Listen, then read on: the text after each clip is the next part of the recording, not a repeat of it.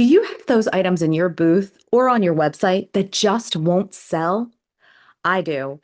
And in today's video, we're going to talk about the top 6 mistakes that sellers make when trying to sell their handmade items and what we can do to fix them.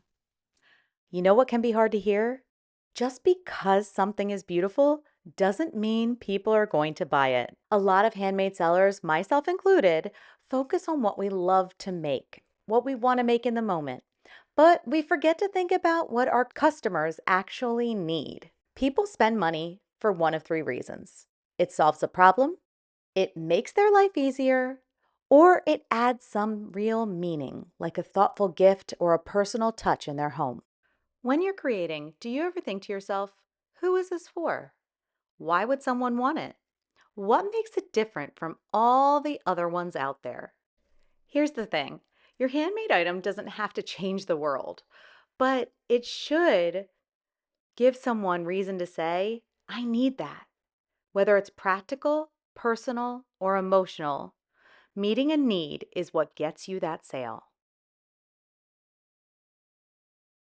Something that can quietly sabotage your sales is poor quality. And that happens when you are rushing. I completely get it. We are excited to make, excited to list, and really getting into the crunch of that craft fair or that market that we're prepping for. But when you rush, the quality of what you're making slips.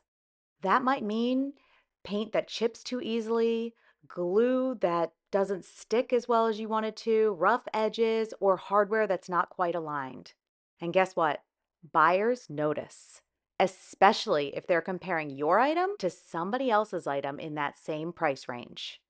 Handmade shoppers are looking for that special, one of a kind charm, but they expect the quality of your product to hold up like something they'd buy in a store. It doesn't mean that everything has to be perfect and factory polished, but it should feel intentional, sturdy, and worth the price.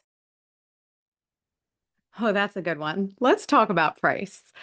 I, as a seller, have always felt that getting a good deal meant getting me more sales and you happier as a customer. And I think that for the most part, that works. But it does sometimes impact you when your pricing is off. And that goes both ways.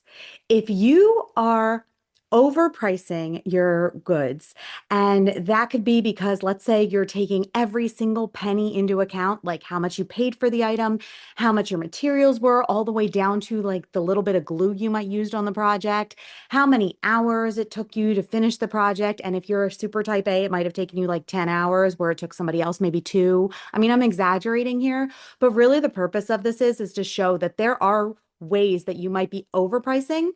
And on the flip side, if you underprice, if you choose a price that is too low, you may give your customers the thought or the feeling that the quality of those items are not that great. Now, we did talk about this earlier. I ended up lowering the price of my items when I knew that my quality wasn't there. Like I always was like, what would I pay for it? That's usually how I price my items. Well, here's the problem. If I'm not producing good quality, then I have to lower the price. The price looks low, then people don't want to buy it. And then it really, nobody wins. So it's finding that happy balance between giving your customers a great deal and making sure that you are still making a profit on what you've made to sell. Next up, not targeting the right audience. So you're not reaching the right people who would potentially buy your items. This is another one that I think many of us struggle with, and it really does depend on, where you're selling your items, who you're selling to, what might or what time of the year maybe you're selling them. I will say that one of the challenges that I typically have is my audience here on YouTube is very different than my audience at my craft fairs. So, what might appeal to you guys and what my customers here buy from me is not necessarily what will sell for me in Delaware at a craft fair that's at a local high school. It's a big event, but it's just different. What I tend to sell there is a lot of ornaments is big, and I'm trying to see if that'll be something that I can grow on my website. But historically, it has not worked so far. Um, but I think that, that plus using like the funny memes really works well.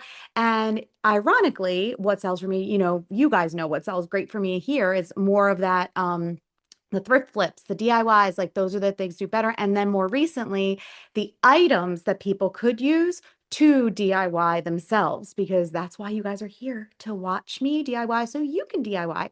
So that's usually what's been selling well for me on my website. Now, at a craft fair, I don't really sell too many of my thrift flips. I've tried and it didn't go well, but I do think that the next item on our list might be why. The other thing that I really got into and that really affected me, I believe, at my last craft fair was the presentation of my items. So, not displaying, not showcasing your items in the right way can really impact if people will buy it. It could be the most amazing item, but if it is not photographed well and if it's not displayed well, like in a vignette or, somehow in your on at your booth or at your craft fair table, it will not sell. And one of the biggest challenges I know that I had last year was I was trying to sell too many different things because I was overwhelmed, because I wanted to make sure I had enough. And I ended up putting too many different things out and I crowded my table and I wasn't even able the people weren't even able to see the stuff that really typically were my best sellers. So, that's definitely a learning experience for me that I want to focus this year on picking 2 to 3 things that I know I will do well and making a good number of them.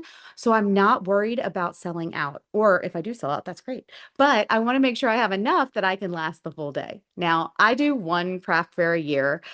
This is very different than many of you who kind of have shows every weekend or multiple times throughout the season. I just have that one show in December. So I really want to tailor what I sell in person at that craft fair to what I could also sell on my website. And I think a lot of that is what I'm trying to pull together here with this video, but also as I plan for this fall season. Let's talk about one of the biggest reasons your handmade items might not be selling. And honestly, it's one that a lot of creative sellers overlook: branding.